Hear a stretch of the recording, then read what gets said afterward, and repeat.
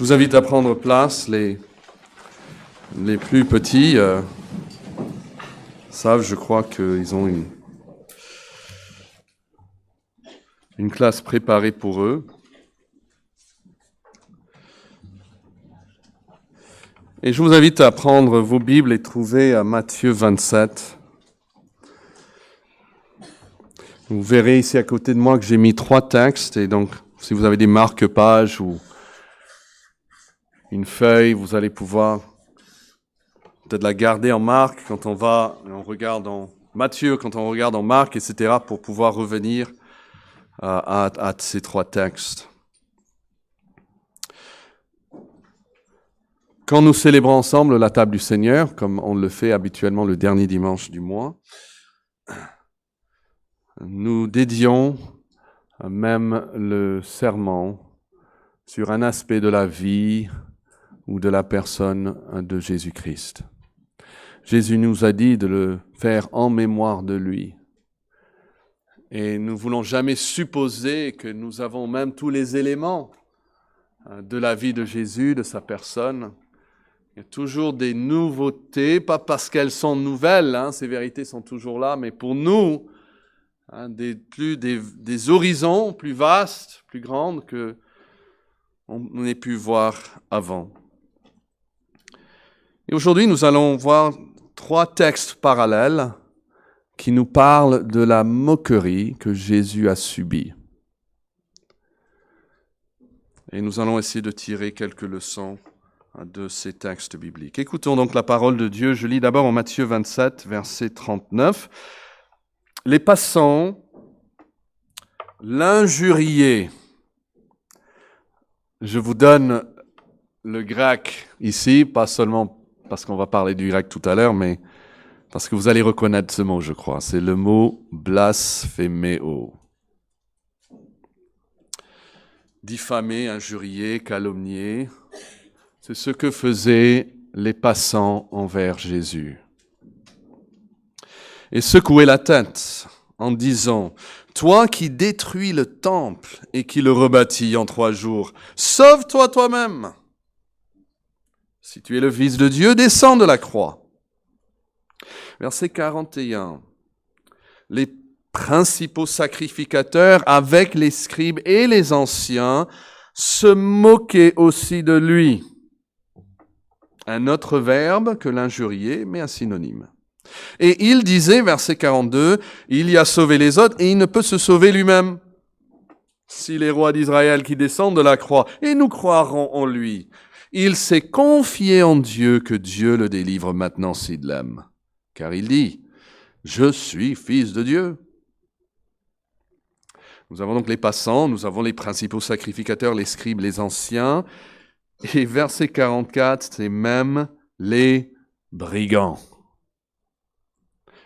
Crucifiés avec lui, l'insulter de la même manière. Un 3e mot. Donc, vous voyez, nous avons les passants, verset 41, les principaux sacrificateurs, les scribes et les anciens, et puis verset 44, les brigands. Il l'injuriait, il se moquait aussi de lui, et il l'insultait de la même manière. 3 verbes qui parlent d'un seul type d'activité. Quelle est l'activité dont ils s'engagent, tous ces 3 groupes? Eh bien, regardez, cela nous est dit, verset 39. Les passants l'injuriaient et secouaient la tête en disant. Regardez le 41, verset 41. Les principaux sacrificateurs, les scribes et les anciens se moquaient aussi de lui et disaient. Donc, c'est pour chacun de ces groupes, c'est une activité de la bouche. Donc, Jésus est sur la croix. Il souffre énormément d'un point de vue physique, mais sa souffrance n'était pas seulement physique, mais verbale. Et une autre chose à noter ici, regardez le verset 41. Il dit « Les principaux sacrificateurs avec les scribes et les anciens se moquaient aussi de lui. » Vous voyez ce petit mot « aussi ». C'est-à-dire, il faisait comme les passants. On nous a parlé des passants au verset 39 et 40. Et il existe donc Maintenant, les chefs religieux font avec eux. C'est une certaine camaraderie entre les passants et les chefs religieux. Quelque chose se passe là et ils trouvent une entente. La foule commence à trouver une certaine entente autour de ce fait de se moquer de Jésus. Et puis, verset 44, notez-le aussi, les brigands crucifiés avec lui l'insultaient, mais qu'est-ce qu'il dit après? De la même manière, c'est-à-dire comme les passants au verset 39 et 40, et comme les chefs religieux au verset 41 à 43. Donc, l'Écriture ici veut nous dire plusieurs choses, mais pas seulement qu'il y a des différents groupes qui se moquaient de Jésus, ça c'est une chose et c'est vrai, mais qui se sont, dans un sens, rassemblés et ressemblés les uns aux autres ici. Il y avait une étrange singularité dans l'objectif qu'unissait ces trois groupes. C'est comme juste avant, il nous est dit que Pilate et Hérode, qui avant se détestaient à cause de Jésus, ils trouvent une certaine entente et même une amitié l'un avec l'autre. Et ici aussi, l'amitié se forme entre ces groupes très disparates, mais tous veulent se moquer de Jésus. Maintenant, gardez la page si vous pouvez et trouvez Marc 15, s'il vous plaît, dans vos Bibles. C'est pas très loin, Matthieu, et puis suit Marc. Et nous allons regarder le passage parallèle qui parle de cette moquerie de Jésus. Marc 15, verset 29. Marc 15, 29, j'aime bien entendre les pages qui tournent, c'est bien. Il dit, les passants l'injuriaient. Donc, comme en Matthieu, c'est ce verbe blasphéméo. Et secouer la tête en disant, toi qui détruis le temple et qui le rebâtis en 3 jours, sauve-toi toi-même et descends de la croix. Verset 31, les principaux sacrificateurs aussi, avec les scribes, se moquaient. Un deuxième mot, mais ils se moquaient entre eux et disaient, encore ce verbe dire, il a sauvé les autres et il ne peut se sauver lui-même que le Christ, le roi d'Israël, descende maintenant de la croix afin que nous voyions et que nous croyions. Ceux qui étaient crucifiés avec lui l'insultaient.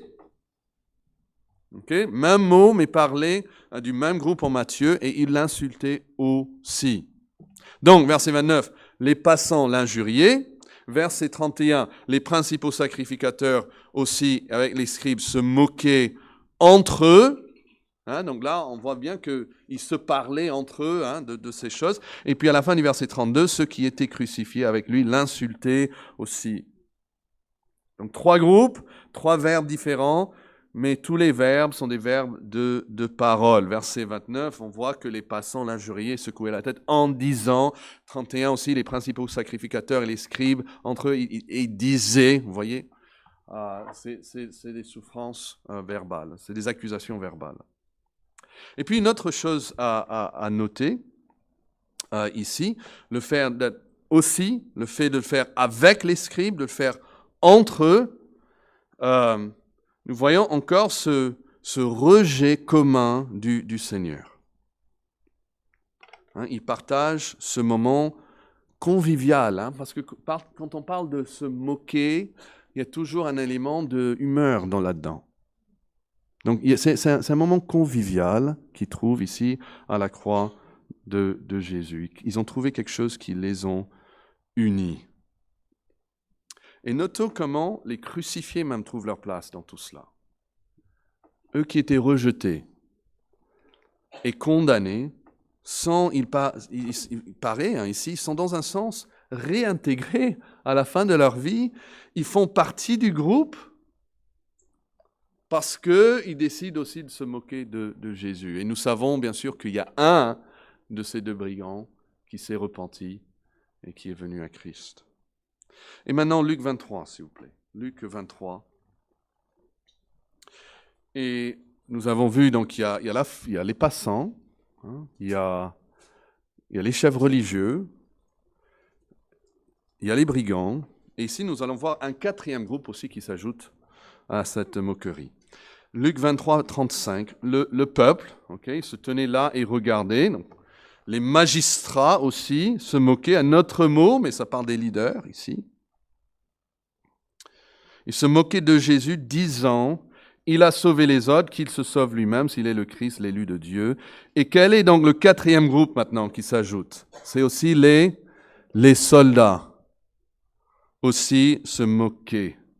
Même mot utilisé pour les scribes en Marc, et les principaux sacrificateurs et les anciens en Matthieu. Maintenant, c'est appliqué aux soldats. Se moquer de lui, s'approcher de lui, présentant du vinaigre. Et eux aussi, verset 37, ils disaient, « Si tu es le roi des Juifs, sauve-toi toi-même. » Il y avait au-dessus de lui cette inscription, « Celui-ci est le roi des Juifs. » Et puis, verset 39, « L'un des malfaiteurs crucifiés l'injuriait. » C'est le mot « blasphémé » encore.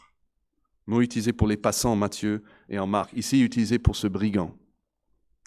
Et il disait, vous voyez, il aussi, il disait, n'es-tu pas le Christ, sauve-toi toi-même et sauve-nous. Donc en Luc, nous avons encore 3 verbes. Les magistrats se moquaient de Jésus, les soldats aussi se moquaient de lui, mais c'est un autre mot grec. Et 39, l'un des malfaiteurs aussi crucifié l'injuriait.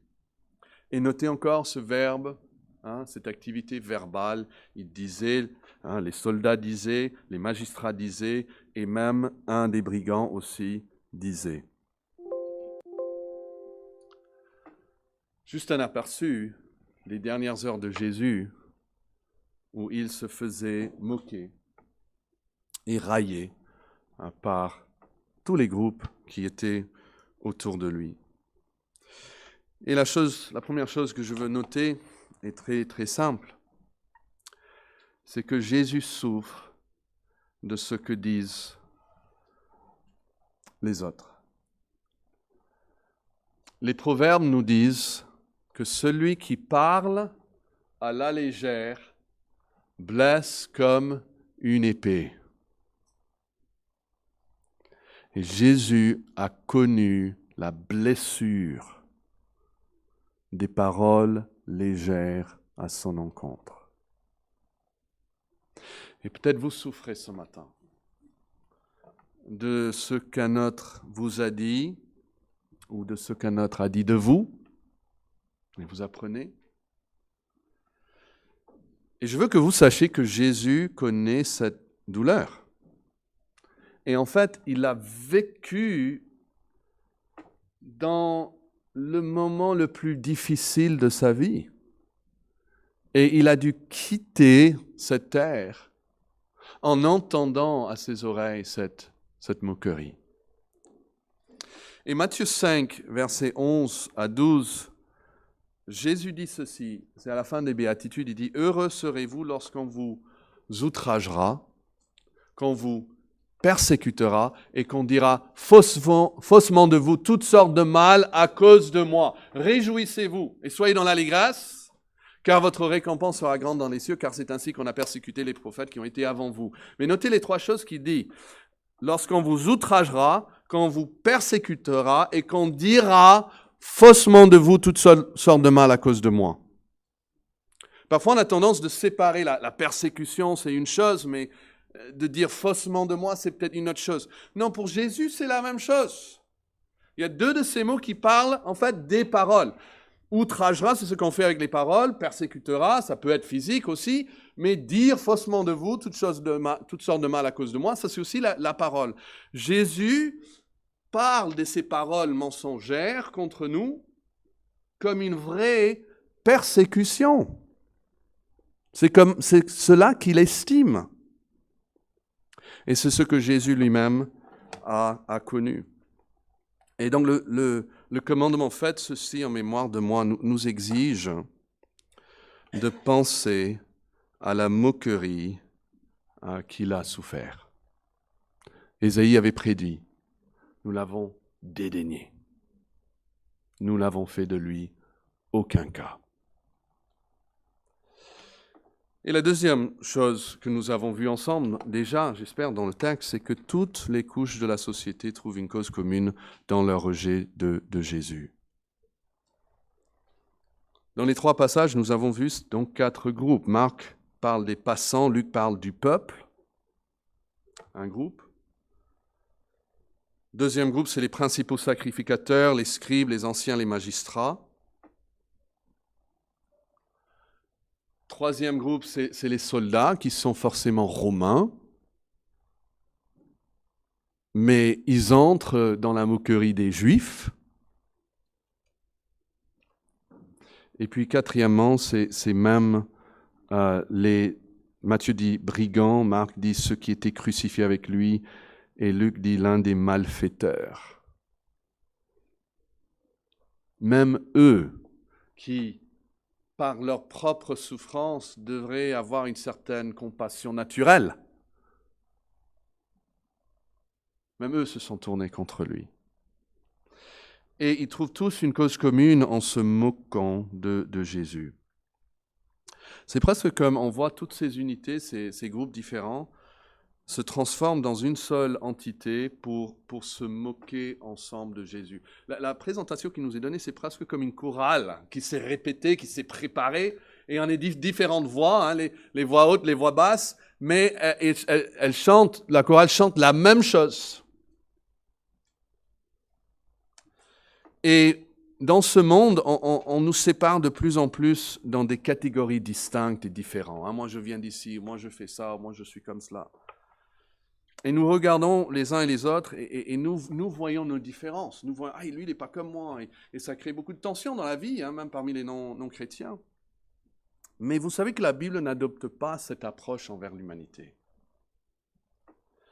La Bible, en fait, nous met tous dans le même sac. Nous avons tendance à penser, moi, j'ai ce problème là-bas, donc j'ai besoin d'une solution à ma taille.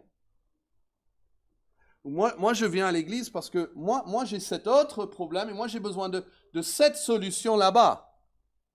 Et parfois, les gens, est-ce que tu as cette solution hein, qui s'appelle A, B ou C pour moi? Et la Bible, en fait, arrive dans nos vies et nous dit, en fait, vous avez tous le même problème.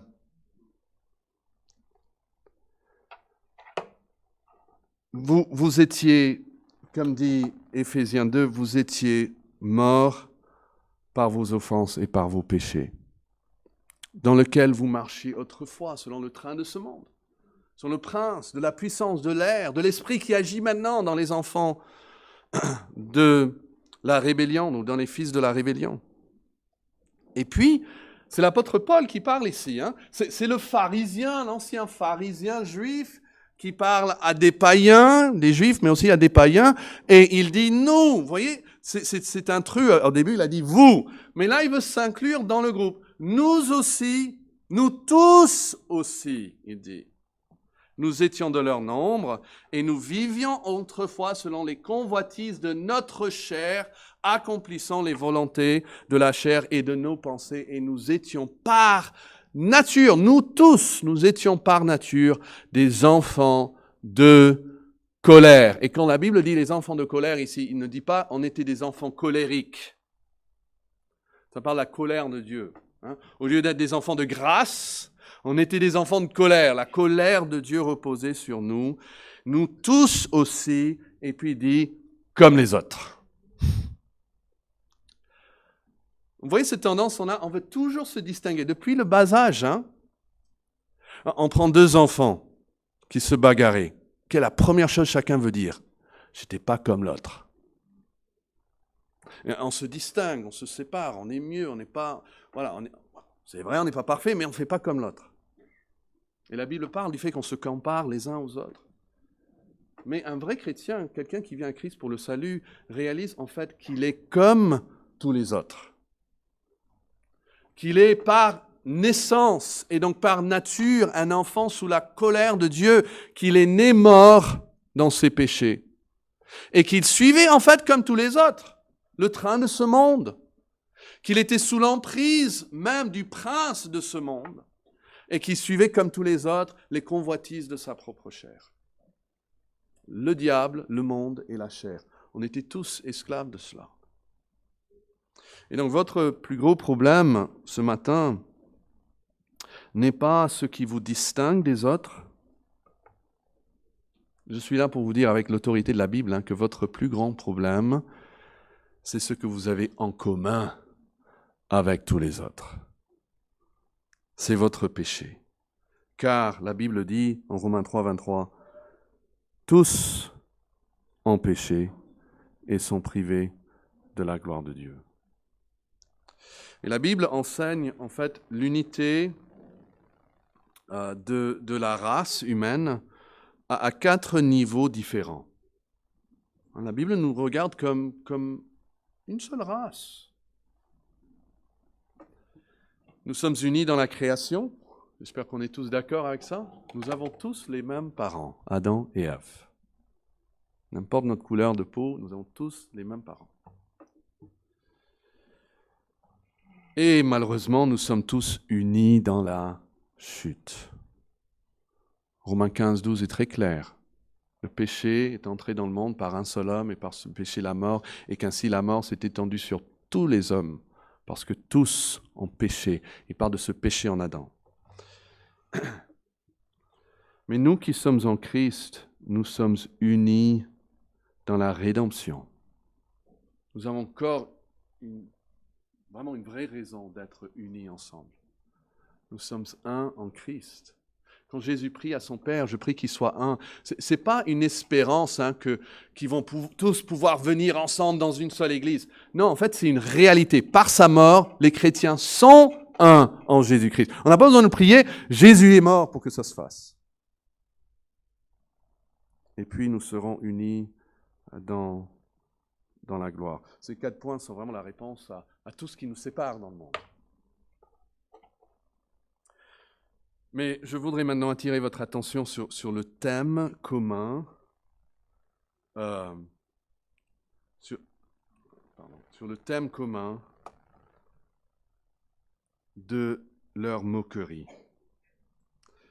Je ne sais pas, en lisant ces 3 passages, si vous avez noté un mot qui est utilisé 11 fois.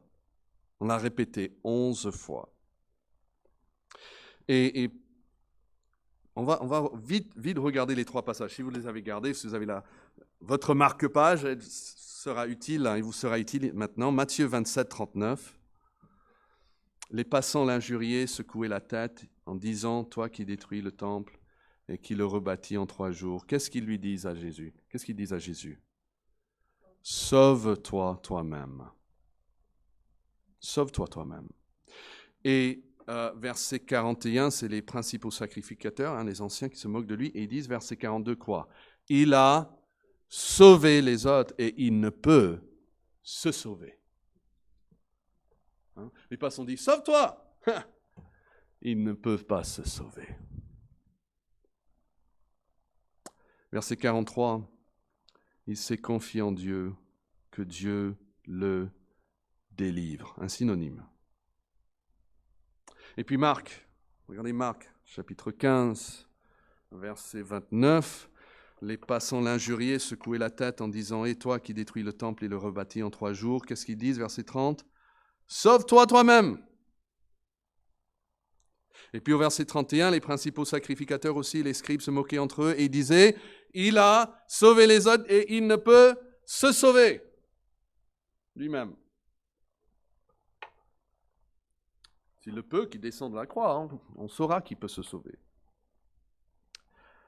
Et puis, Luc 23, on a les magistrats, verset 35 au milieu, qui se moquaient de Jésus, disaient, encore la même chose, il a sauvé les autres, qu'il se sauve lui-même. Et ici, notez qu'il s'ajoute maintenant à la moquerie, verset 36, les soldats aussi se moquaient de lui, s'approchant de lui, présentaient du vinaigre, et ils disaient. Maintenant, c'est les soldats qui vont s'adresser à Jésus, au pluriel ici, donc ils sont à plusieurs, et ils disent, si tu es le roi des Juifs, quoi? Sauve-toi! Les passants disent, sauve-toi! Les chefs religieux disent, tu ne peux pas te sauver. Allez, montre-nous si tu peux. Sauve-toi, descends. Maintenant, les soldats, allez Jésus, si tu es quelqu'un, sauve-toi toi-même, montre-nous. Et puis le verset 38. Il y avait au-dessus de lui cette inscription, celui-ci est le roi des Juifs, et l'un des malfaiteurs crucifiés l'injuriait, disant, n'es-tu pas le Christ? Quoi? Sauve-toi toi-même. Et lui, il ajoute, et sauve-nous aussi. Les passants, sauve-toi, si tu peux. Les chefs, sauve-toi si tu peux, mais tu ne peux pas le faire. Les soldats romains, sauve-toi. Le brigand, sauve-toi. Nous avons trouvé ce qui est au cœur de leur moquerie. C'est le fait que Jésus refuse de se sauver de la situation. Jésus ne se sauve pas lui-même. Et pour eux, c'est la preuve qu'il ne peut donc pas le faire. Parce que s'il aurait pu, il l'aurait fait. Pour eux, il n'y a pas d'autre option. Il a sauvé les autres, il ne peut donc se sauver lui-même. Et ça, c'est la beauté pour nous. Nous célébrons la table du Seigneur avec joie parce que nous voyons aussi que Jésus-Christ, malgré la moquerie, il refuse de se sauver lui-même. Je vous assure que chaque instant que Jésus est resté sur cette croix, il est resté parce qu'il a voulu et il a choisi de rester. Et lui-même nous donne la preuve de cela. En Matthieu 26, si vous voulez, vous pouvez le chercher, mais c'est à la fin de ce chapitre, le verset 51, Matthieu 26, 51, nous dit que voici un de ceux qui étaient avec Jésus, là, c'est la nuit avant, c'est lorsque Jésus est arrêté. Il y a c'est Jean qui nous dira plus tard que c'est Pierre qui le fait, il étendit la main, il tira son épée, il frappa le serviteur du souverain sacrificateur et lui emporta l'oreille. Et Jésus lui dit, remets ton épée à sa place, car tous ceux qui prendront l'épée périront par l'épée. Et puis Jésus lui dit ceci, verset 53. Penses-tu que je ne puisse pas invoquer mon Père qui me donnerait quand? À l'instant. À l'instant. Plus de 12 légions d'anges. Vous n'avez pas besoin de compter, ça fait beaucoup. Et quand c'est des anges, ils n'en font qu'un. Comment donc s'accompliraient les Écritures d'après lesquelles il doit en être ainsi? Jésus est conscient qu'il a cette autorité auprès du Père. Il peut lui-même demander et le Père l'exaucera. Et c'est d'ailleurs pour cela qu'il dit au Père, dans sa prière, cette même nuit, s'il est possible que cette coupe s'éloigne de moi. Mais quelle est la plus grande requête qu'il donne à son Père, qui répète à plusieurs reprises? Il dit, mais Père, ça c'est mon plus grand désir. Non pas ma volonté, mais que ta volonté soit faite. Et Jésus donc dit à Pierre, remets ton épée à sa place. Si le problème était un manque de force, je ne ferai pas appel à ton épée, Pierre. J'ai d'autres armes à ma disposition. J'ai beaucoup mieux que cela et je suis là pour obéir volontairement aux Écritures. J'aimerais terminer cette partie en lisant une partie d'Ésaïe 53. Est-ce que vous pouvez trouver cela avec moi? C'est dans l'Ancien Testament, c'est parfois appelé le 5e évangile. Ésaïe 53 est un des plus beaux passages, les plus connus, avec raison, par les chrétiens. Ésaïe 53, verset 3 dit, et c'est une prophétie de plus tard quand les Juifs ils viendront un jour à Christ et ils réaliseront qu'ils ont méprisé celui qui était réellement leur sauveur. Mais ça devient le témoignage de tout chrétien qui vient à Christ. Et en parlant de Jésus, il dit au verset 3, « Méprisé et abandonné des hommes, homme de douleur et habitué à la souffrance, semblable à celui dont on détourne le visage. » Vous voyez, maintenant, il commence à parler de la réaction des gens. Non, c'était quelqu'un, on voulait détourner le visage, et nous l'avons dédaigné, nous n'avons fait de lui aucun cas.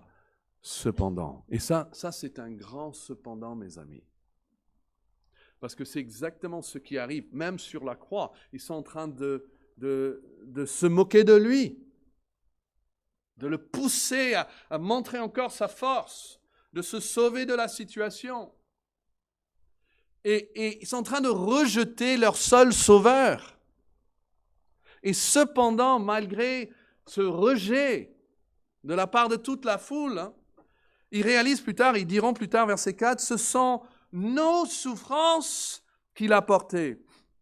C'est de nos douleurs qu'il s'est chargé. Et c'est ça qui les fait vouloir pleurer ici. Mais nous l'avons considéré comme puni. Puni de qui? Il dit frappé de Dieu même et humilié.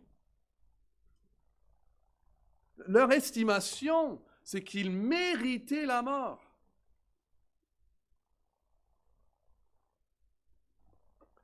Mais verset 5, il était blessé pour nos péchés.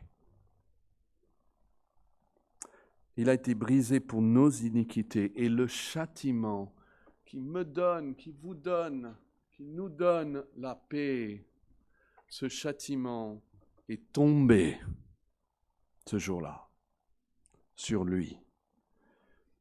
Et c'est par ces meurtrissures que nous sommes guéris. Nous, voici, réalise, tout chrétien réalise, nous étions tous errants comme des brebis. Chacun suivait sa propre voie. Et l'Éternel, il n'y a pas de plus clair ici, l'Éternel a fait retomber sur lui l'iniquité de nous tous. Et il a été maltraité et opprimé. Et nous avons vu ça ce matin, verbalement, comme physiquement, maltraité et opprimé.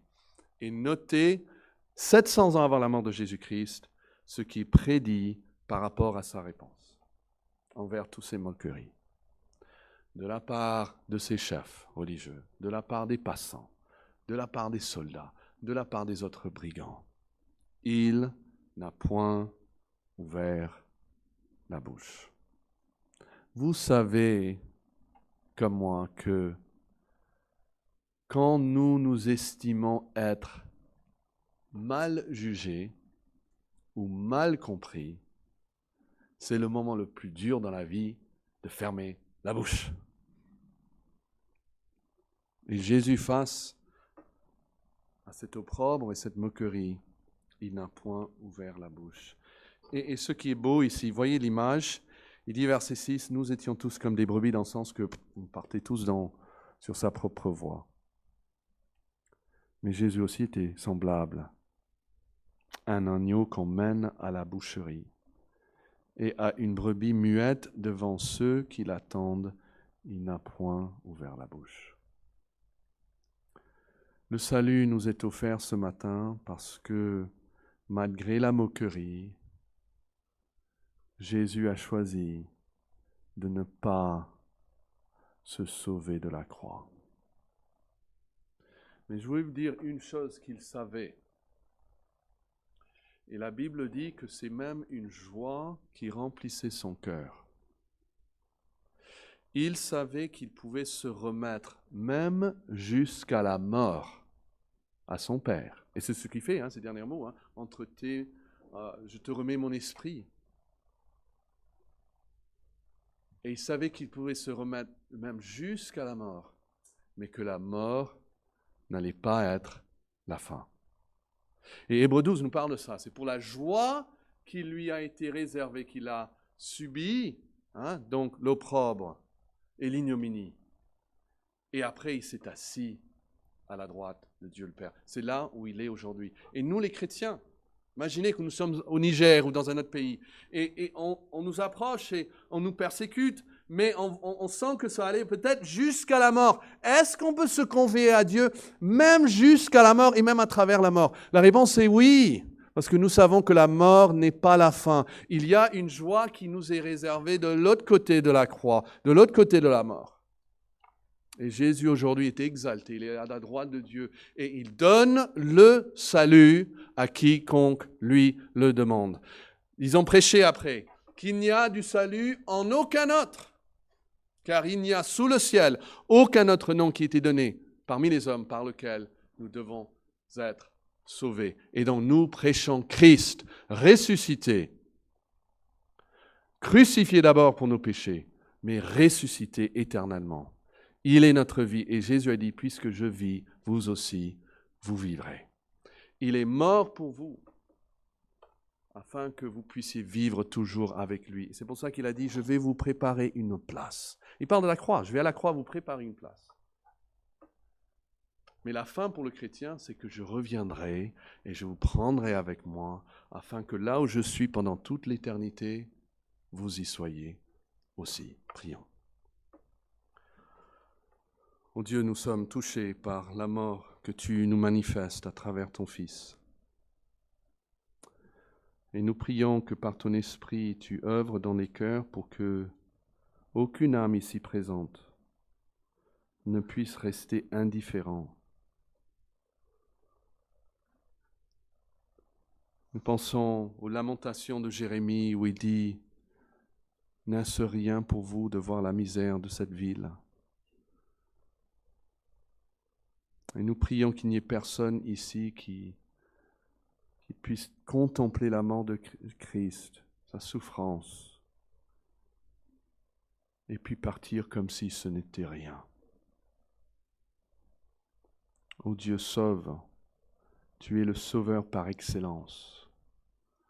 Et nous te prions donc de nous rapprocher de toi, même nous qui sommes déjà en Christ, de nous toucher encore les cœurs, nous soyons émus par ta bonté, par ton amour envers nous. Nous sommes aimés d'un amour éternel, et tu as prouvé ton amour envers nous, en ce que lorsque nous étions encore des pécheurs, Christ ne s'est pas sauvé lui-même, mais il est mort pour nous. À toi la gloire. Amen.